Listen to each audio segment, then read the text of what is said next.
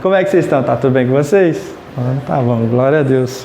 Muito bom poder louvar o Senhor, né, com louvores voltados aí para a pessoa do Senhor Jesus, sua obra, né? É muito bom poder ir em comunidade, né, gente? A coisa que mais agrada é de ficar ouvindo as vozes assim enquanto a gente está cantando e sentir cada uma das vozes, cada uma das pessoas louvando com a gente, é uma das coisas das experiências mais gostosas assim de estar em igreja, né? E hoje a gente vai falar sobre um assunto que é bem importante para a vida da igreja, que é a suficiência de Cristo para a nossa salvação e santificação. Um tema muito importante na Reforma Protestante, um tema que esteve assim, foi central na pregação dos reformadores e que nós vamos revisitá-lo hoje. Então, para isso, eu gostaria que vocês abrissem a Bíblia de vocês comigo, em Colossenses, no capítulo 1, a gente vai ler dos versos 9 ao 23, tá bom? Colossenses 1, versículos 9 ao 23. Para te contextualizar enquanto você vai abrindo aí, a carta aos Colossenses, ela foi escrita pelo apóstolo Paulo, né? E é interessante porque a igreja em Colossos, ela foi uma igreja que não foi plantada pelo apóstolo Paulo, mas por Epáfras, que provavelmente foi alguém que ouviu o apóstolo Paulo, né, se tornou discípulo dele no período em que Paulo esteve em Éfeso. Éfeso é uma cidade próxima a Colossos, então era muito comum que pessoas que estavam em Éfeso caminhassem para Colossos e pessoas que estavam em Colossos caminhassem até Éfeso, né? Então, Epáfras provavelmente foi esse discípulo de Jesus aí, discípulo dos apóstolos, que plantou a igreja em Colossos. E é interessante que a história narra que Paulo estava preso em Roma, né? E Epáfras vai até ele contando os problemas que a igreja em Colossos estava encarando.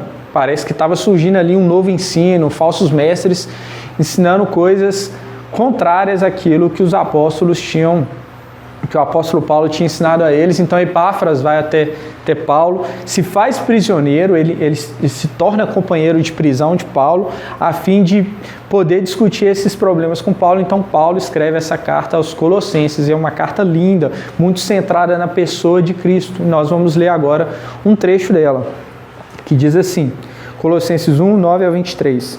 Por esta razão, também nós, desde o dia em que soubemos disso, não deixamos de orar por vocês e de pedir que transbordem do pleno conhecimento da vontade de Deus, em toda sabedoria e entendimento espiritual. Dessa maneira, poderão viver de modo digno do Senhor, para o seu inteiro agrado, frutificando em toda boa obra e crescendo no conhecimento de Deus. Assim, vocês serão fortalecidos com todo o poder, segundo a força da sua glória, em toda perseverança e paciência com alegria, dando graças ao Pai, que os capacitou a participar da herança dos santos na luz. Ele nos libertou do poder das trevas e nos transportou para o reino do seu Filho amado, em quem temos a redenção, a remissão dos pecados. Ele é a imagem do Deus invisível, o primogênito de toda a criação, pois nele foram criadas todas as coisas, nos céus e sobre a terra, as visíveis e as invisíveis, sejam tronos, sejam soberanias, quer principados, quer potestades. Tudo foi criado por meio dele e para ele. Ele é antes de todas as coisas, nele tudo subsiste. Ele é a cabeça do corpo, que é a igreja. Ele é o princípio, o primogênito dentre os mortos, para ter a primazia em todas as coisas, porque Deus achou por bem que nele residisse a plenitude e que, havendo feito a paz pelo sangue da sua cruz, por meio dele reconciliasse consigo mesmo todas as coisas, quer sobre a terra, quer nos céus. E vocês, que no passado eram estranhos e inimigos no entendimento pelas obras más que praticavam, agora, porém, ele os reconciliou no corpo da sua carne, mediante a sua morte, para apresentá-los diante dele, santos, inculpáveis e irrepreensíveis.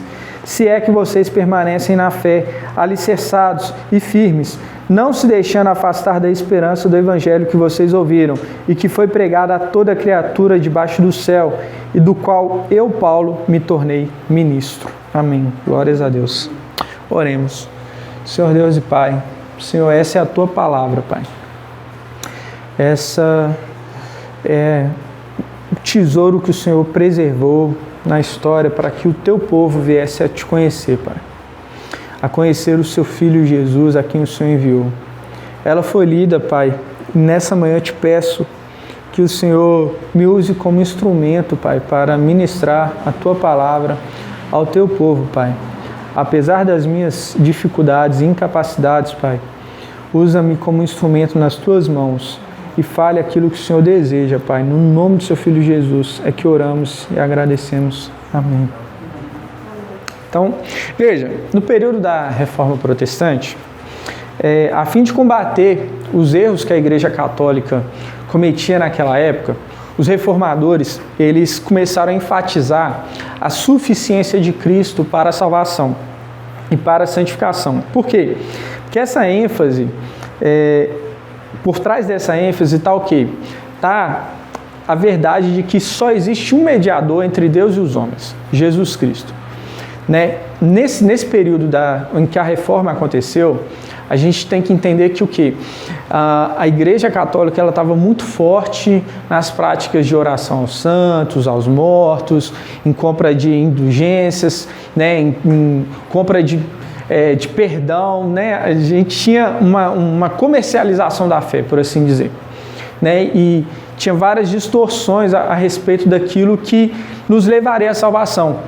E os reformadores, então, começam a enfatizar que o que não, a gente precisa voltar para as Escrituras, para aquilo que ela aponta, e eles começam a afirmar que o quê? Que as Escrituras nos apontam que Jesus é o único mediador entre Deus e os homens. Nós não precisamos da mediação de ninguém, não precisamos da mediação do Papa, da Igreja, do pastor, do presbítero, do apóstolo, não. A gente não precisa de ninguém no meio da nossa relação para com Deus, porque nós já temos Cristo fazendo essa mediação. Por meio de Cristo nós podemos nos achegar a Deus.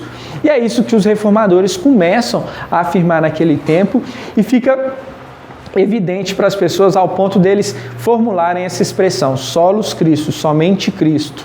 Ou seja, a ideia de que somente Cristo pode mediar a minha relação com Deus. A ideia de mediador, para que vocês tenham clareza aqui, é aquela pessoa que vai conciliar os interesses dos dois lados. Então veja, o homem ele precisa de perdão, porque ele precisa ser santificado, ele precisa ser restaurado. Por outro lado, nós temos um Deus justo, santo, bom, mas que também tem uma ira que precisa ser executada. Ou seja, tem o interesse de Deus em executar a ira e tem o interesse do homem de ser perdoado e a incapacidade do homem de fazer aquilo que é necessário para ser perdoado. Então a gente precisa de alguém ali no meio dessa relação para equilibrar a balança. E Jesus é essa pessoa, o Deus homem, que equilibra essa balança para a gente, que equilibra os interesses de Deus e dos seres humanos. Então, mediação é isso, é você fazer aquele meio de campo para que os interesses dos dois lados sejam atendidos. Beleza? Tá claro essa informação? Então, tendo dito isso, vamos para o texto, que é o que importa para a gente aqui, para a gente poder entender como Cristo é suficiente para nós nessa relação com Deus. Bom, no verso 9 aí, a gente vê que Paulo manifesta, né, o seu desejo de que os colossenses transbordassem do pleno conhecimento da verdade de Deus em toda sabedoria e entendimento espiritual. Veja, naquele tempo, tinha alguns mestres ali dizendo o seguinte, que você precisava adquirir uma sabedoria, um conhecimento novo, específico, oculto, para que você pudesse crescer espiritualmente, para que você pudesse amadurecer na fé. E Paulo está assim, realmente, eu oro todos os dias pedindo a Deus que vocês transbordem de conhecimento de Deus, que vocês tenham um conhecimento pleno a respeito da vontade de Deus, que vocês sejam cheios de todo conhecimento e sabedoria espiritual. E veja, esse conhecimento, essa sabedoria espiritual é o conhecimento e a sabedoria que o Espírito nos dá. Então, só o Espírito pode nos fornecer isso. E Paulo está dizendo, olha, eu oro todos os dias para que vocês cresçam mesmo, amadureçam, que o Espírito Santo encha vocês de conhecimento. Mas veja, ele tem um motivo para orar a Deus pedindo que eles cresçam em conhecimento. É que o quê? que eles vivessem de modo digno do Senhor, para que Ele se agradasse integralmente deles. Veja só, ele fala, né, para que vocês vivam de modo digno e que o que? Deus se agrade completamente da vida de vocês. Esse viver é você ser orientado e se comportar, gente, conforme a vontade de Deus. E Paulo está dizendo, olha, porque eu quero que quando Deus olhe para vocês, Ele se agrade da vida de vocês, se agrade daquilo que vocês têm feito. Isso é muito importante, porque na Bíblia tem um momento em que Deus fala que Ele olha para uma certa pessoa e fala assim, ó, esse aí é o meu filho que me agrada. Nessa pessoa eu tenho prazer, que é quem? Nosso Senhor Jesus Cristo. E a gente poderia dizer que, de certo modo, está implícito na fala de Paulo que o quê? Ele quer que nós sejamos como Cristo é. É como se ele dissesse assim, olha, o que eu desejo é que vocês sejam como Cristo. E quem é Cristo? Aquele em quem Deus tem prazer nele. Eu quero que Deus tenha prazer em vocês. Né? E aí ele diz que essa vida, esse modo de viver, geraria neles o quê? Boas obras e crescimento no conhecimento de Deus. E aí no versos 11 e 12, nós vemos também que o quê? Quando Paulo mostra esse interesse, né, ele está mostrando isso na perspectiva da vontade de Deus. Então, nos versos anteriores, ele mostrou que, olha, Deus tem um interesse de quê? De se agradar na vida de vocês. Mas aí agora, ele vira o jogo no verso 11 e 12, dizendo que o quê? Esse conhecimento geraria no crente, aí agora, ele também tem um interesse no crente, ou da perspectiva do crente, que o quê? Esse conhecimento de Deus vai gerar nele força, segundo a glória de Deus, olha que interessante, perseverança, paciência, alegria e ação de graças. O que é isso? É uma pessoa que está uma vida satisfeita. É uma pessoa que é capaz de viver essa vida de modo digno do Senhor e que não só isso, faz isso com paciência, com perseverança e com alegria. Veja, se não faz sentido então, quando após a reforma, os teólogos formularem lá no Catecismo de Westminster a seguinte afirmação, de que o fim principal do homem é glorificar a Deus e gozá-lo para sempre. Olha só, faz sentido a partir dessa fala de Paulo. Paulo está querendo dizer isso, que vocês sejam um tipo de pessoa que tenha força a partir da glória de Deus, se maravilhem com a glória de Deus, a tal ponto de Deus se agradar de vocês e vocês terem alegria nisso. É isso que eu desejo para vocês. Esse é o verdadeiro crescimento espiritual. Esse crescimento em que Deus se agrada de você e você se agrada em Deus. Você vive conforme a vontade de Deus, você se orienta a partir daquilo que Deus fala e é fortalecido nisso. É fortalecido no conhecimento de Deus, na glória de Deus, naquilo que agrada a Deus. E Deus se agrada de você e você vai se satisfazendo disso. Você tem uma vida plena. Olha como tudo está relacionado e o desejo tão glorioso que Paulo tem a respeito disso. Só que veja, esse desejo que Paulo tem de que os colossenses conheçam a vontade de Deus é muito semelhante ao desejo dos profetas no Antigo Testamento. Os profetas no Antigo Testamento eram aqueles que comunicavam ao povo a vontade de Deus, que comunicavam ao povo a palavra de Deus, a fim de que eles se arrependessem dos seus pecados e se voltassem para Deus. Certo? Vocês não concordam comigo com essa afirmação? Pois bem, Cristo é o nosso supremo profeta. E por isso ele nos é suficiente. Porque Jesus é aquele que perfeitamente nos comunica a vontade de Deus. E não só isso, a palavra vai nos dizer que, além de ser aquele que comunica perfeitamente a palavra de Deus, ele é a própria palavra de Deus. João vai dizer que no princípio era o verbo e o verbo estava com Deus. E o verbo, no verso 14, ele vai dizer, né, se fez carne e tabernaculou.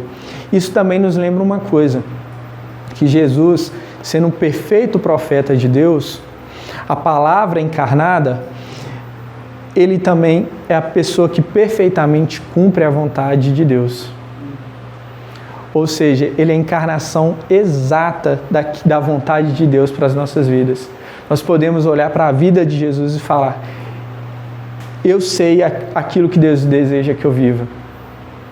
E é possível viver, porque o meu Senhor viveu. Porque Jesus Cristo viveu a vida que agrada a Deus, a ponto de Deus do alto dizer: esse é o meu filho em que eu me agrado. Eu posso confiar na palavra de Jesus toda vez que Ele fala, porque Ele é a palavra de Deus, mas eu posso confiar que eu posso viver aquilo lá que Ele me ordena viver, porque Ele viveu. O Deus homem que se encarnou e que expressa a perfeita vontade de Deus para as nossas vidas, nos garante que nós podemos viver a vontade de Deus também. Por isso Jesus é um profeta superior. Hebreus 1, no versos 1 e 2, vai dizer o seguinte: que Deus falou muitas vezes e de muitas maneiras aos pais, pelos profetas, mas nesses últimos dias não falou pelo seu Filho, a quem constituiu o herdeiro de todas as coisas e pelo qual também fez o universo. Deus fala, meus irmãos, e fala por meio do seu Filho. Ele comunica perfeitamente a sua palavra por meio do Filho. E porque Ele comunica a sua palavra por meio do Filho, tudo aquilo que Jesus diz é infalível, é inerrante e totalmente confiável. A gente só depende, só precisa de Jesus Cristo para sermos aquilo que Deus deseja que sejamos. Para conhecer a vontade de Deus, para conhecer aquilo que Deus deseja para as nossas vidas, a gente precisa única e exclusivamente de Cristo. Porque a palavra dá testemunho dele também. Não só isso. Ele, por ser a palavra de Deus encarnada e por realizar e cumprir a vontade de Deus plenamente, perfeitamente, quando Ele nos convida, dizendo lá em Mateus 11, 28, vinde a mim todos vocês que estão cansados e sobrecarregados, que eu vos aliviarei. Quando Ele diz isso, a gente pode confiar que nele receberemos alívio. E não só isso, Ele diz que aprendei de mim que sou manso e humilde de coração, tomai o meu jugo e o meu fardo, porque o meu jugo é leve e o meu fardo é suave. O que Jesus está querendo dizer? Que tudo aquilo que eu tenho a comunicar a vocês a respeito da palavra de Deus é leve, não vai sobrecarregá-los, antes vai trazer alívio e descanso para a alma de vocês. Então Jesus, como o nosso perfeito profeta, a gente pode olhar para Ele e ter paz, comunhão com Deus, a partir daquilo que Ele nos comunica, aquilo que Ele fala a respeito da vontade de Deus, e podemos crer, confiar e viver conforme a vontade de Deus, porque Jesus Cristo é o perfeito profeta do Pai, que o Pai nos enviou. E não só isso, o texto vai nos comunicar aí nos versos 13 e 14, que Paulo, ele vai lembrar os irmãos a condição espiritual que eles se encontram. Veja, ele diz aí: vocês estão no reino do Filho amado de Deus, livres da escravidão do pecado e perdoados de suas transgressões. Aqui isso é muito importante, meus irmãos. A partir do momento em que você confiou, você creu na palavra de Deus, você creu que Jesus Cristo é o Filho enviado de Deus, é o Messias prometido, o Salvador, que cravou na cruz lá os seus pecados, que pagou na cruz os seus pecados, você é uma pessoa que espiritualmente está em um reino onde você é livre do pecado e você é uma pessoa perdoada. Você agora já não vive mais sobre as dinâmicas deste mundo, você já não vive mais, você já não é mais escravo desse mundo caído e do pecado. Você não precisa mais se submeter ao pecado, você não precisa mais se submeter à escravidão do pecado, dos seus desejos, você não precisa mais viver culpado, você não precisa mais viver com medo, porque você está em um reino onde você é livre. Você é livre. Tudo agora que você precisa fazer é realizar a vontade desse rei, desse Senhor que vai julgar tudo e todos, mas julga com amor, com justiça, e que te trata como alguém inocente, porque Ele mesmo te inocentou. Você está em um reino onde Cristo é o Senhor dele. Essa é a sua condição espiritual. E não se engana, porque Paulo vai dizer o seguinte, nos versos 15 ao 20, ele vai nos mostrar aí que o quê? Que com que autoridade Jesus governa esse reino. Porque às vezes a gente fala, né, Jesus é rei sobre a minha vida, é senhor sobre a minha vida, né? Eu acabei de afirmar aqui que nós estamos em um reino espiritual onde ele é senhor, né, o reino do Filho amado de Deus, só que a gente acha que isso se limita assim ao invisível, aquilo que eu não estou vendo. Não, Paulo vai nos dizer com que autoridade Jesus governa. E ele vai dizer, ele governa como Deus, pois ele é a imagem de Deus e o herdeiro do trono por direito. A expressão aí, né, primogênito da criação, ela tem essa conotação de ser aquele que é o primeiro filho, aquele que vai herdar aquilo que pertence ao Pai. Ou seja, por ele ser Deus, ser filho de Deus, a imagem do Deus invisível, e ser o governante, né, por direito, então é que ele exerce autoridade sobre o reino, sobre todas as coisas. E aí Paulo vai dizer, né, ele governa sobre todos os seres espirituais, principados e potestades. É uma expressão para se referir a anjos e demônios. É uma expressão que era usada para se referir aos seres espirituais, né? Sejam aqueles que se permaneceram fiéis a Deus, sejam aqueles que se rebelaram contra Ele. Então, Paulo está dizendo, Jesus está acima deles. Por quê? Porque lá no meio dos Colossenses, tinha uns caras falando o seguinte, vocês precisam orar aos anjos, pedir proteção, porque tem uns demônios aí que vai atazanar a vida de vocês, então vocês têm que começar a fazer oração a anjos, né? E tipo assim, a gente conhece que não muito tempo tem gente ainda, às vezes até no dia de hoje ainda tem gente, né, procurando a ajuda de uns anjos aí diferentes, né, orando ao anjo da guarda, né? Então tem umas paradas assim. Paulo está dizendo o seguinte, não, olha, vocês estão num reino em que o seu rei é senhor sobre todos. Anjos e demônios estão sujeitos à autoridade de Jesus Cristo. Vocês já não precisam se preocupar com a atuação demoníaca. Vocês não têm que pedir auxílio e socorro aos anjos quando você tem acesso ao rei. Quem é que vai procurar ajuda do... né? Não faz sentido, não. Pô, se eu posso ir direto no chefão, por que eu vou pedir ajuda para o porteiro? Não faz sentido, né? Então, Paulo está dizendo isso. E Jesus é rei sobre todas as coisas. Ele é rei sobre os anjos e demônios. Você não precisa temer a atuação demoníaca. Você não tem que pedir socorro aos anjos. Você pode pedir socorro direto ao rei, ao Senhor Jesus. E aí ele vai continuar dizendo que ele carrega, né, em sua mão, né, toda a criação, porque ele vai dizer aí que nele subsiste todas as coisas, né? Esse subsiste é a ideia de sustentar. Se Jesus tirasse a mão, é a mesma coisa que esse Kindle aqui, se eu tiro a mão, cai. É isso. Paulo está dizendo isso. Se Jesus tirasse a sua mão, se Jesus parasse de sustentar a criação, o mundo e toda a criação iriam por água abaixo, deixariam de existir. Porque Jesus sustenta toda a existência, é que podemos dar glória a Deus. Olha só, então nós temos um rei, que é a imagem do Deus invisível, dono do trono por direito, que está acima de todos os principados e potestades, e que também sustenta a nossa existência. Você e eu só estamos aqui hoje, porque Jesus não tirou a mão dele ainda. Ele ainda continua sustentando a minha e a sua existência. Então, se Jesus está sustentando a minha e a sua existência, não há momento mais oportuno do que esse para a gente se arrepender dos nossos pecados e confiar nele. Jesus ainda está disponível para nós. E a gente vê então que Paulo fala, né? Ele é o cabeça da igreja, pois ele é quem orienta, alimenta e garante sua vida eterna. Ele governa com toda a sabedoria divina, pois nele habita todo o conhecimento de Deus. Aqui é interessante, quando Paulo fala que a igreja, que Cristo é o cabeça da igreja, é realmente nesse sentido de o quê? Nós estamos intimamente ligados por ele a tal ponto que ele cuida de nós como nós cuidamos do nosso corpo.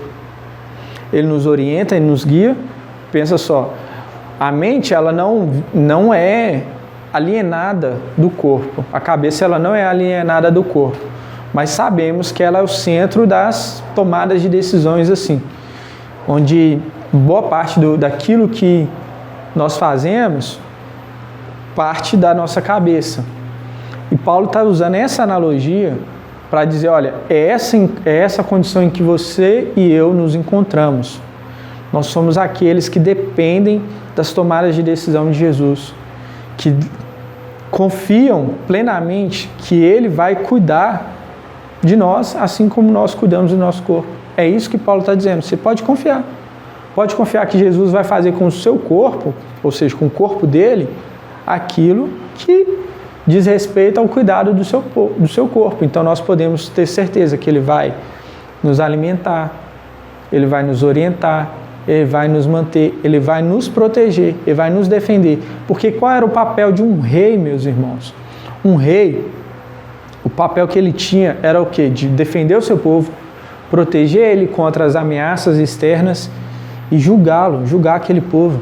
Então veja, se Cristo, o cabeça do seu corpo, que é a igreja, Ele não vai fazer todas essas coisas para conosco, que estamos inseridos no seu corpo, que estamos inseridos no seu reino. Então, e não só isso, né? Paulo vai dizer que nele habita a plenitude. Plenitude é uma expressão que era usada para designar os mistérios divinos. Tudo aquilo que eu preciso saber e conhecer a respeito de Deus, Paulo está dizendo, habita em Cristo, está corporalmente em Cristo. No capítulo 2 ele vai falar isso, ele vai falar que a plenitude de Deus habita corporalmente em Cristo, ou seja, a sabedoria de Deus está totalmente encarnada em Cristo. Cristo é a sabedoria de Deus. E porque Ele é a sabedoria de Deus, nós temos todo o conhecimento que nós precisamos ter a respeito de Deus por meio de Jesus Cristo. Porque naqueles tempos, esses falsos mestres diziam, você precisa conhecer os mistérios ocultos, né? Você precisa da palavra rema, né? Você precisa da palavra da fé e tal, você precisa, não, tem uns paranauê aqui, você precisa destravar o código, né? Né? Você tem essas coisas, né? É porque você não destravou o código que você ainda está nessa vida miserável e tal. Então, para crescer espiritualmente, você precisa destravar esses conhecimentos ocultos, né? E Paulo está dizendo, em Cristo habita corporalmente todo o conhecimento a respeito de Deus.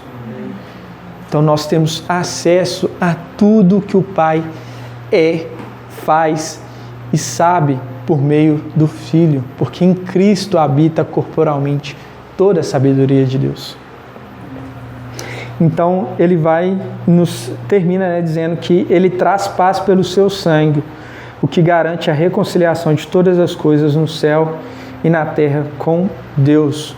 Então Jesus, como esse rei que nos representa diante de Deus, é que traz paz para nós por meio do seu sangue, onde a gente pode ter reconciliação com Deus. Aqueles que eram estranhos, Paulo vai dizer mais para frente, né, que eram inimigos e estranhos a Deus, agora tem paz com Ele. São amigos, conhecidos, íntimos dele, por meio de Jesus Cristo. E com isso, Paulo enfatiza algo, vai estar nos enfatizando e nos lembrando de algo que é fundamental na pessoa de Cristo. É que Ele é o Rei enviado por Deus. Ele é o Rei divino, preparado para governar o povo de Deus. O Senhor Jesus é Rei sobre todas as coisas, já, né, agora, desde o dia que Ele pisou aqui na terra, e antes mesmo Ele já era Senhor sobre todas as coisas. Tudo acontece para a glória dEle, para que no fim da história todos nós possamos glorificá-lo, bendizer o nome dEle. Então nós podemos ter segurança de que Ele o quê? Irá nos proteger a fim de que nos tornemos aquilo que Ele espera que sejamos.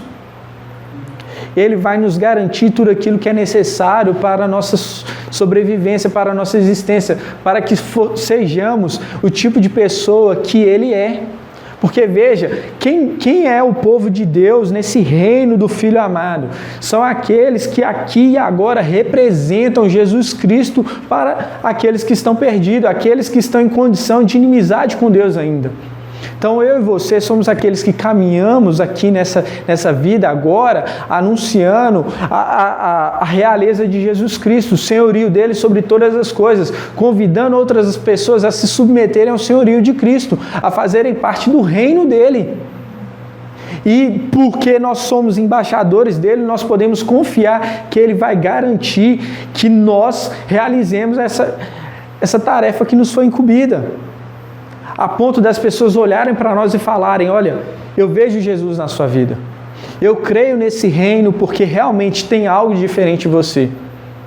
Você é diferenciado, tem uma luz diferente, tem algo diferente brilhando em você. E aí nós podemos dizer: é verdade, é Jesus, meu Senhor. Ele tem garantido para mim alegrias insondáveis. Ele me fez conhecer a Deus e a sua vontade, e eu te digo, você pode conhecer a Deus e a vontade dele ainda hoje. E ele deseja que você conheça a vontade de Deus, que você conheça a Deus. Por isso mesmo é que ele garante reconciliação com o Pai. Ele nos garante a possibilidade de encontrar com Deus e não ter medo de estar diante de Deus. Jesus é o Supremo Rei Divino, gente. E isso é suficiente para as nossas vidas. Nós não precisamos nos submeter a nenhuma outra autoridade que, usando o nome de Deus, nos manipula, nos afasta de Deus, ou nos faz submeter às mais diversas bizarrices. Você não precisa se submeter a um pastor dizendo: olha, você deve fazer assim, assado. Se você está em Cristo, se você é nova criatura, se você se submete ao Senhor de Jesus, ao senhorio de Jesus, você vai saber se esse pastor está tentando te manipular ou não. E esse tipo de pregação é realmente para te lembrar que, nós como seres humanos podemos cometer vários erros. Nós como liderança da igreja, eu estou pregando é contra mim aqui, é contra a liderança da nossa igreja. Nós podemos cometer abusos, erros. E homens, se passando por cristãos, se passando por pessoas de Deus, usam o nome de Deus para manipular pessoas a fim de alcançarem seus objetivos. E nós, como cristãos, aqueles que estão no reino do Filho amado de Deus, nós não precisamos nos submeter a essas autoridades abusivas. Muito pelo contrário, se algum dia você se deparar com uma autoridade abusiva, tirânica, que vai contra a palavra de Jesus, que vai usar do nome de Deus para manipular sua vida, se enriquecer em cima de você, seja o que for, abusar, fazer qualquer coisa, nós devemos nos posicionar de modo contrário, indicando que o reino de Deus é oposto àquilo ali. Que Deus não tem prazer naquilo, Deus não está presente nisso. Jesus não é esse cara que eles estão dizendo que ele é. Então, se você se depara com um cara que fala de Jesus, mas fala de um jeito que esvazia Jesus da sua divindade, a gente se opõe contra esses caras. E se a gente se depara com outros caras que dizem não, porque você tem que dar o seu dízimo e fazer assim, assado, e ofertar sei lá quantos mil na igreja para ser abençoado, para ser próspero, para ser isso, para alcançar a redenção, para ser salvo, e você tem que fazer campanha, você tem que fazer... A gente rejeita também. A gente se opõe e diz não. O que nós necessitamos, o que o ser humano mais precisa nesse mundo é de conhecer a Jesus Cristo. Esse é o conhecimento que salva pessoas. Esse é o conhecimento que transporta uma pessoa do reino das trevas para o reino de Deus, para o reino de Jesus Cristo. É o Evangelho, é o anúncio daquilo que Deus fez em nosso favor, quando nós ainda éramos inimigos de Deus. E a obra do Evangelho, ela se manifesta, ela é concretizada, ela é realizada na pessoa de Jesus Cristo. Então é no conhecimento de Jesus Cristo que nós temos a salvação. E é no conhecimento de Jesus Cristo, é sabendo quem Ele é, aquilo que Ele deseja, aquilo que Ele faz, é que podemos ser santificados, nos tornar a imagem e semelhança do Filho de Deus. Então esse é o conhecimento mais necessário que o ser humano tem. Nesse momento, por exemplo, Samara e eu estamos grávidos, esperando um bebê. E a coisa que eu mais oro a Deus é que eu não me deixe enganar pelas circunstâncias da vida, achando que o meu filho precisa de um berço, de um quarto bem decorado e tal, de uma boa educação, mais do que ele precisa do Evangelho. A necessidade primária do bebê que está vindo ali é ouvir a mensagem do Evangelho. É saber que Jesus Cristo perdoa pecados e santifica vidas. Ele traz paz com Deus. Ele nos reconcilia com Deus. Essa é a necessidade mais íntima que o ser humano possui. E Paulo vai prosseguir, vai dizer, né, nos versos 21 e 22, que ele vai nos apresentar, né, um forte contraste aí entre o status atual dos irmãos em Colossos, ou seja, pertencem ao reino do Filho, com o status anterior deles, né, inimigos e estranhos. Nós éramos inimigos e estranhos, mas aí Paulo vai dizer o seguinte, que por meio do corpo da carne de Cristo, ele nos reconciliou com Deus. Essa linguagem que Paulo está utilizando, e ele vai dizer também, né, que para que tem um objetivo isso, que sejamos santos, inculpáveis e irrepreensíveis diante de Deus, essa linguagem que Paulo está usando de corpo, reconciliação, santos, inculpáveis, irrepreensíveis, é uma linguagem usada pelo método sacerdotal do Antigo Testamento. Se você abrir o livro de Levítico, você vai encontrar palavras assim, do início ao fim do livro de Levítico. Santidade, perdão, paz, sangue, carne, cordeiro, sacrifício. Por quê? Porque Paulo está querendo nos indicar a obra sacerdotal de Cristo. E aí nos apresenta então o terceiro ofício de Cristo para as nossas vidas. Cristo nos é suficiente porque ele cumpre os 3 ofícios que tinha no povo de Israel, que era o ofício do profeta, que comunicava a vontade de Deus, do rei, que representava o povo diante de Deus e julgava as causas do povo diante de Deus, e a do sacerdote, que intercedia pelo povo e apresentava as ofertas para que o povo recebesse perdão.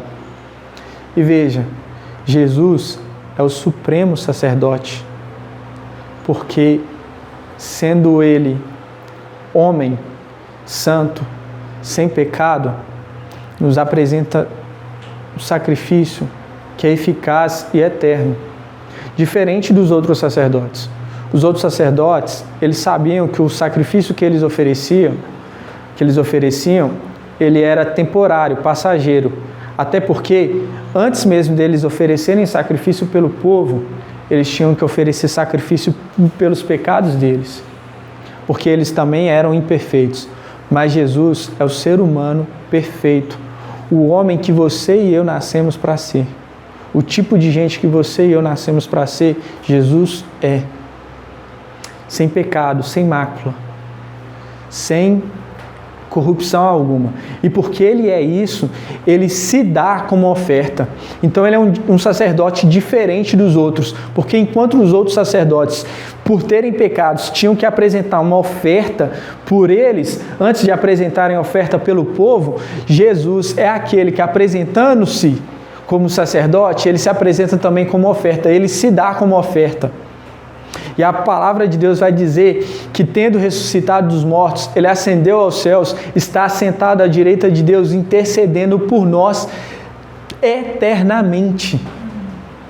Ou seja, lá nos céus, agora, você e eu temos um advogado que fala com o pai, ó, pai, tá vendo lá? O Alex andou pisando a bola. A Elisângela, o Everton, então, nossa, nem... Mas aqui, ó, eu paguei. Tá pago.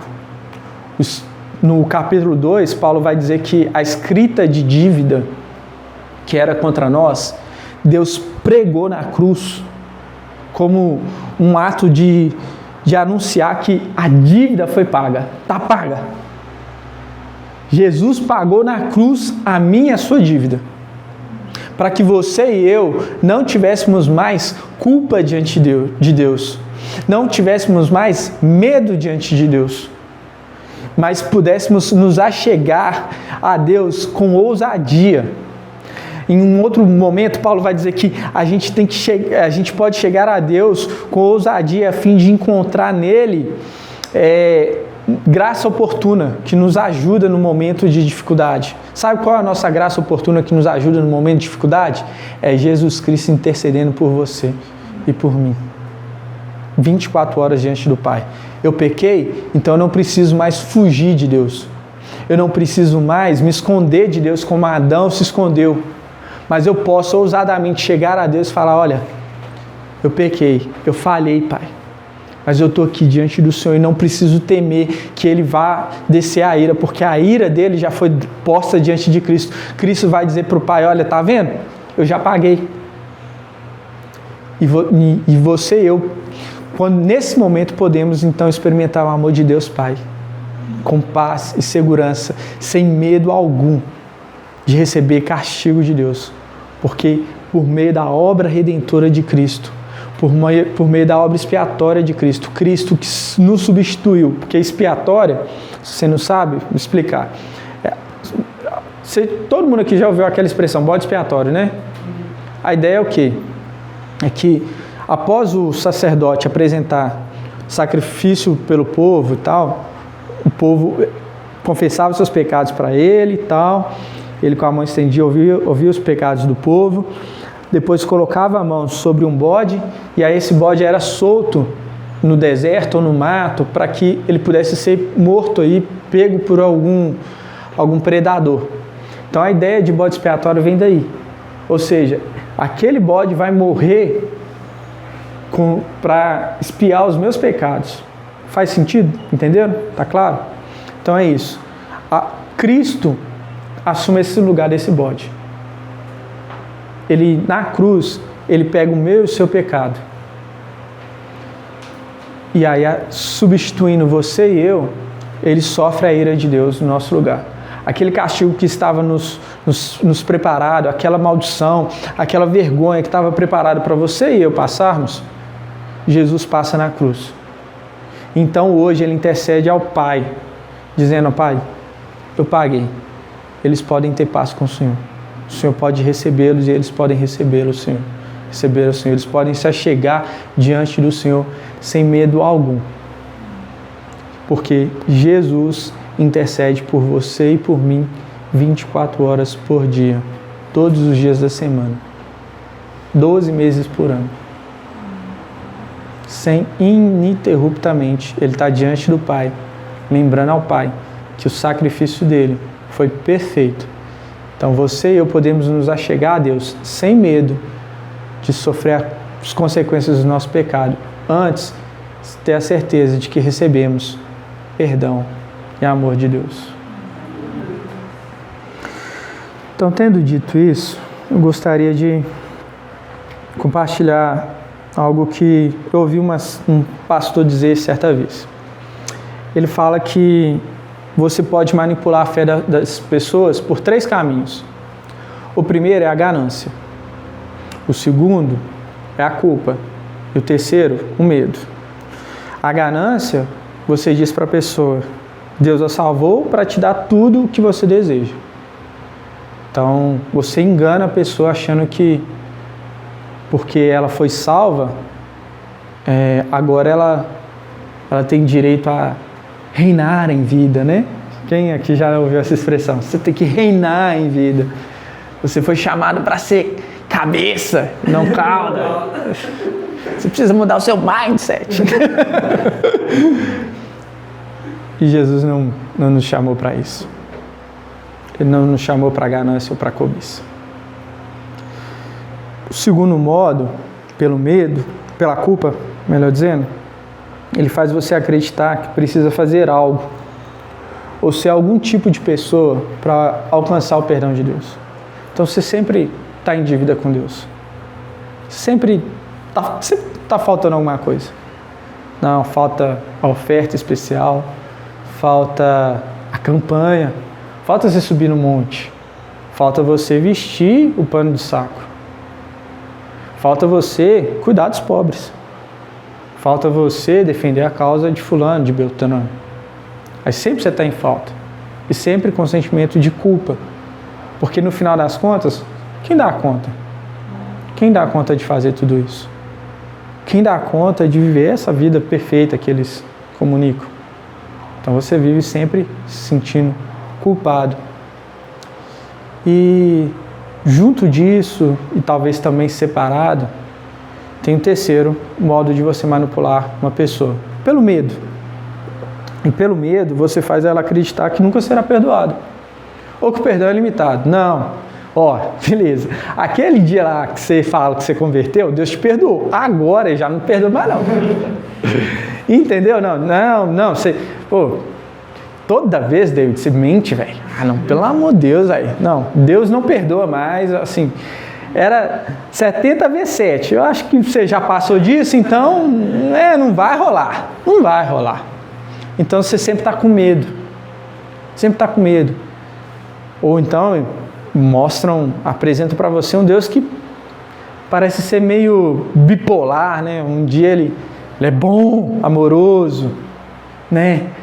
Compreensivo, oferece perdão. No outro dia ele é um Deus irado, ele até tolera aquelas coisas ali, mas essas aqui ele não aceita de jeito nenhum, ele é bipolar. E aí você sempre está com medo de Deus, você nunca tem confiança, você nunca tem segurança da sua relação com Deus.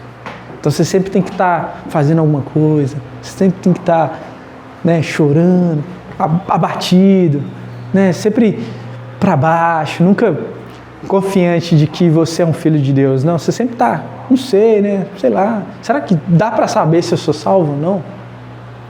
Né, e aí eles utilizam isso para manipular a pessoa. Mas vejam, Jesus lança fora a ganância, a culpa e o medo. E como ele faz isso? Por ele ser o supremo profeta, ele nos ensina a desejar a vontade de Deus. Então, como Keller diz, a pessoa que tem um ego transformado não é a pessoa que pensa mais ou menos de si mesmo ou mais ou menos do outro, mas aquela que, pensando menos em si, pensa mais em Cristo, deseja a Cristo, que sabe que foi feito para ser quem Cristo é. Sabe que Jesus é o tipo de gente que a gente deveria ser. Sabe que Deus nos chamou para ser filhos amados dele, que fazem a vontade dele acima de todas as coisas. Lembra o exemplo de Jesus no Getsemane? Jesus no Getsemane, ele fica angustiado de tal modo que ele ora a Deus dizendo, olha, Pai, se possível, afasta de mim esse cálice. Gente, Jesus, prestes a se sacrificar por nós, ele estava pedindo a Deus para não fazer isso. Vocês já pararam para pensar nisso? Que dor intensa Jesus estava sentindo, que angústia intensa ele estava sentindo, ao ponto de ele falar assim, Deus, se possível, arruma outro jeito, Pai, para resolver isso aqui.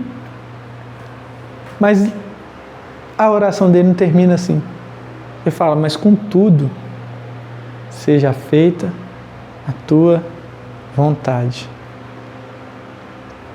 Jesus permaneceu fiel à vontade do Pai em todo momento, para que você e eu pudéssemos olhar para Ele e, sabendo daquilo que Ele fez, tendo uma relação íntima com Ele, tendo a habitação do Espírito Santo, sejamos capacitados a realizar também a vontade de Deus, porque Cristo realizou, nós podemos realizar também. Então a ganância vai embora. Por ser o supremo sacerdote, ele nos garante perdão dos pecados. E a culpa não mais te assombra, ele lança ela fora também. Porque ele é o supremo sacerdote, a sua oferta foi perfeita, não precisa mais de sacrifício. Você e eu também não precisamos mais ficar nos sacrificando para receber perdão. A gente não tem que ficar se martirizando quando falha, quando erra, quando sabe que fez e viveu aquilo que não estava de acordo com a vontade de Deus. Antes, a palavra nos diz que a gente pode se voltar para Ele ousadamente, ou seja, a gente está se colocando em uma situação em que normalmente qualquer um seria fulminado.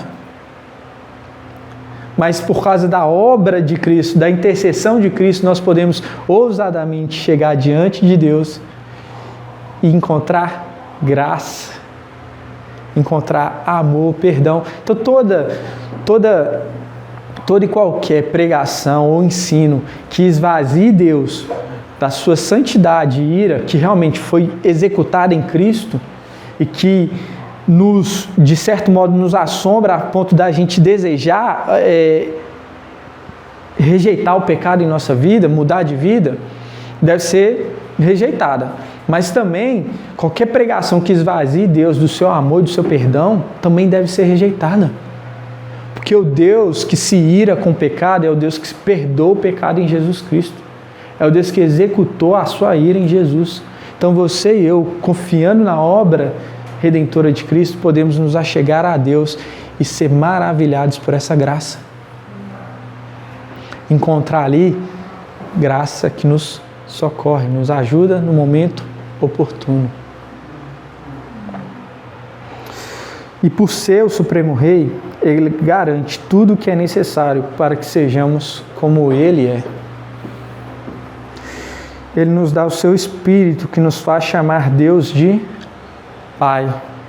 E o medo se vai, pois nele encontramos o amor do Pai.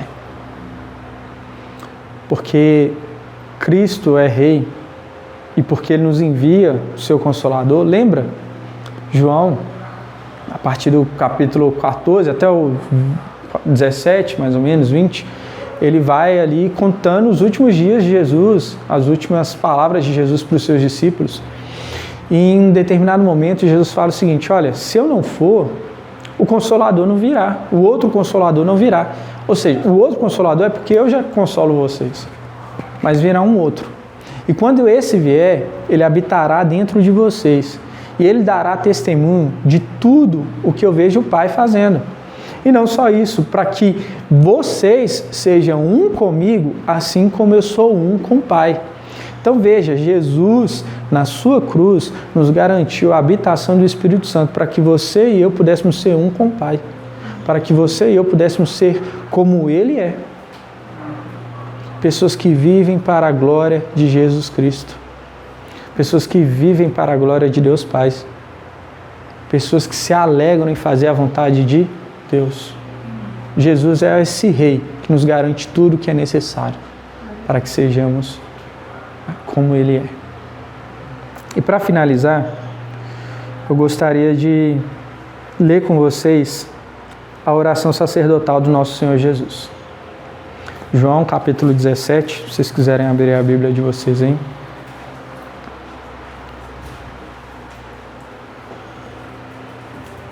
Porque eu gostaria de terminar com a oração de Jesus. Não com a minha, não com as minhas palavras, mas com a oração do nosso Senhor. Para que você seja lembrado que a vida, a morte e a ressurreição de Jesus, assim como a sua vinda, são tudo o que você precisa para a sua existência. É tudo o que você precisa para garantir que você seja salvo e santificado, seja o tipo de pessoa que Deus se agrade, o tipo de pessoa que Deus olha para você e fala assim: esse é o meu filho amado em quem eu me agrado.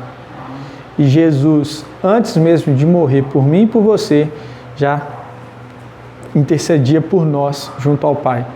E hoje, agora, à direita do Pai, Ele intercede ainda por nós. Então veja as palavras que Jesus tem a dizer ao Pai sobre você.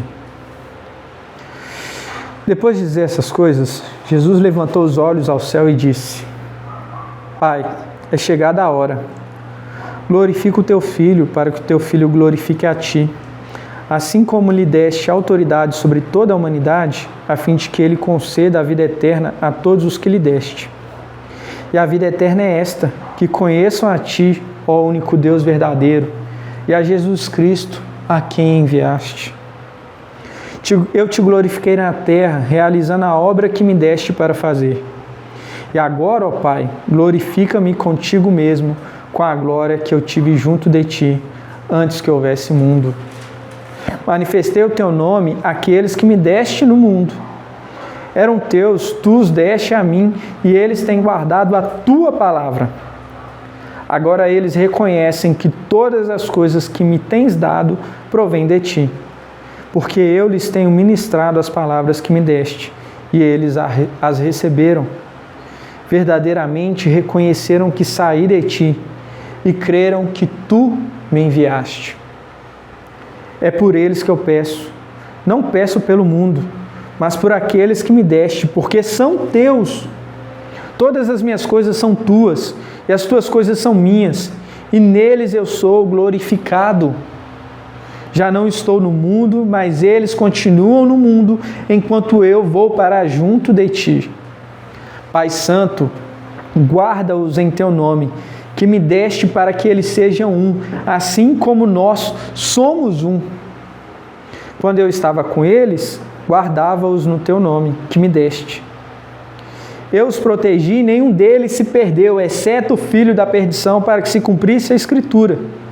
Mas agora vou para junto de ti, e isto falo no mundo para que eles tenham a minha alegria completa em si mesmos. Eu lhes tenho dado a tua palavra, e o mundo os odiou, porque eles não são do mundo, como também eu não sou. Não peço que os tires do mundo, mas os guardes do mal. Eles não são do mundo, como também eu não sou. Santifica-os na verdade. A tua palavra é a verdade. Assim como tu me enviaste ao mundo, também eu os enviei ao mundo. E a favor deles eu me sacrifico para que eles também sejam santificados na verdade. Não peço somente por estes, mas também por aqueles que vierem a crer em mim por meio da palavra que eles falarem, a fim de que todos sejam um. E como tu, ó Pai, estás em mim e eu em ti, também eles estejam em nós, para que o mundo creia que tu me enviaste. Eu lhes transmiti a glória que me deste para que sejam um, como nós o somos. Eu neles e tu em mim, a fim de que sejam aperfeiçoados na unidade, para que o mundo conheça que tu me enviaste e os amaste, como também amaste a mim. Pai, a minha vontade é que onde eu estou, também estejam contigo os que me deste, para que vejam a minha glória que me conferiste, porque me amaste antes da fundação do mundo. Pai justo, o mundo não te conheceu, eu, porém, te conheci. E também estes reconheceram que tu me enviaste. Eu lhes fiz conhecer o teu nome e ainda o farei conhecer, a fim de que o amor com que me amaste esteja neles e eu neles esteja. Amém. Palavras do Senhor Jesus.